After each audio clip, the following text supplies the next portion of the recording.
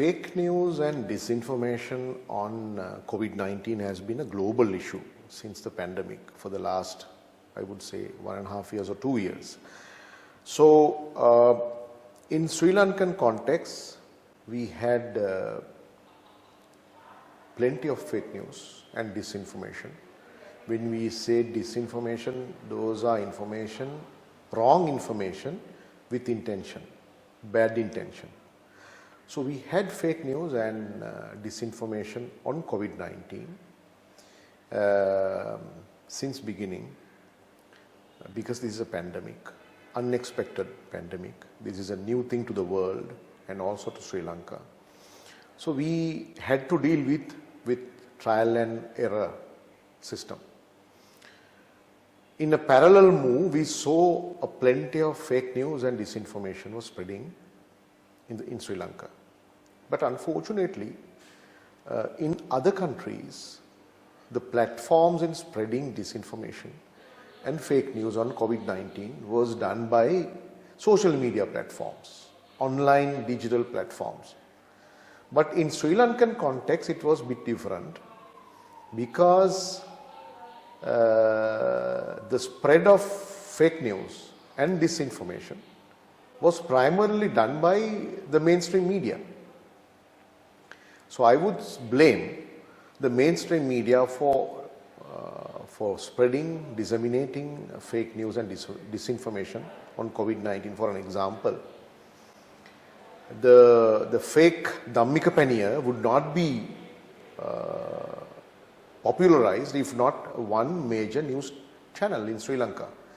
So this particular person who masqueraded as a certified Ayurvedic doctor tried to sell and promote this particular drink to treat COVID-19. And we saw thousands and thousands of people queuing in front of his house, breaking quarantine laws and violating quarantine laws and flocking around that house to get this particular drink. It's not why we don't call it a medicine also, it's a drink. And we saw after that mainstream media tamasha, we saw state patronage for this guy. So today we know it's a fake news, it's wrong. Even his license was cancelled a couple of months ago. So who spread this? It was spread by responsible mainstream media and the politicians in the government, including parliament. So this is a massive challenge when countering and trying to eradicate a pandemic. Of course, there are plenty of indigenous medicine. There are plenty of traditional indigenous doctors who treat COVID-19. That's true. That's nothing new. Even not in Sri Lanka, even in countries like Indonesia, Thailand, India, there are indigenous doctors who engage in this. But in a proper way. The problem here is today, after 1 year or 1.5 years, we know it was a fake. It was a fake, but at the time of promoting it, journalism would have done better to investigate into this without promoting on a platter. So I would not definitely blame the social media alone, but we need to look at the conduct of the mainstream media also. So major part of fake news of COVID-19 should be taken by the mainstream media. The way it was reported, the way people were educated, I don't think mainstream media is still doing its due role. So that was the impact. What was the impact? Impact was people were reluctant to get the vaccine. They were suspecting the vaccine. I should say even the major social media companies like Facebook and YouTube, they have their community standards on COVID-19 reporting. But they don't follow their own community standards. the major platforms like Facebook or YouTube or other platforms. I know they get reports from Sri Lanka, but there is no action on them. That's why we see on these social media platforms, people are commenting that you are going to die if you take this vaccine. You will die in January if you take it in August. They are demonizing the vaccine. And the impact is that. So when you have deep-rooted fake news or disinformation in a society, and if nothing is happening by the tech companies also, so these fake news get deep-rooted into the society and people are refusing the vaccine.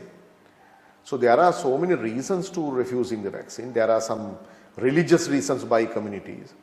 There are some traditions by communities that we accept. So that's why even the global standards in vaccination program, they leave about 10% out.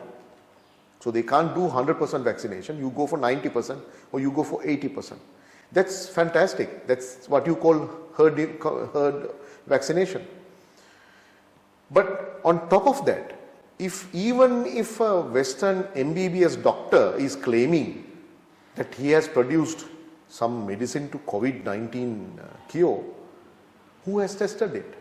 And how can you promote them on social media platforms and mainstream media? This is not acceptable in a cultured society. That's not the way. So impact is that people are reluctant to go for vaccination and the death rates are high. Because one argument in Sri Lanka is that we relied on Penny and Mutti and we delayed the vaccination program. We tried our own indigenous mechanisms. Those are not pure tested indigenous mechanisms, but just fake systems. And people were guided into those systems and the vaccination was delayed. This is one argument in the society. So one impact would be delaying vaccination, people are rejecting the vaccine, and then that leads to high number of infection cases and high number of deaths. So this is a major issue. And what is the role of social media?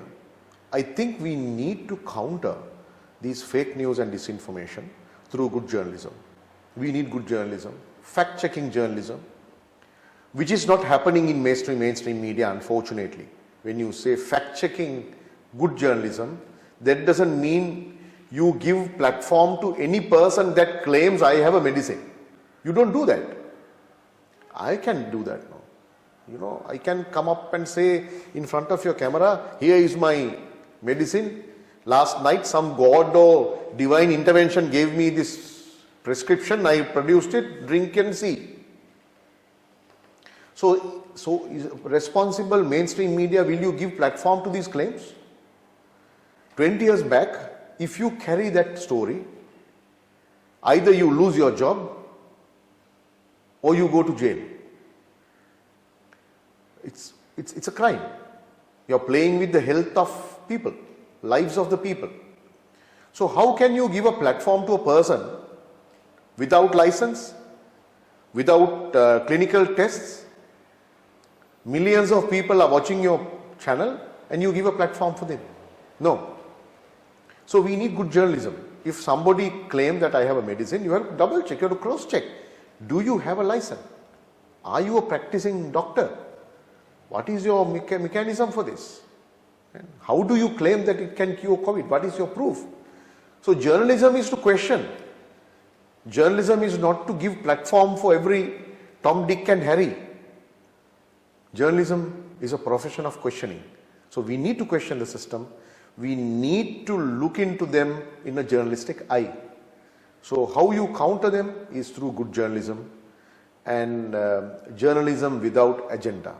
With journalism without political agenda, journalism without economic agenda.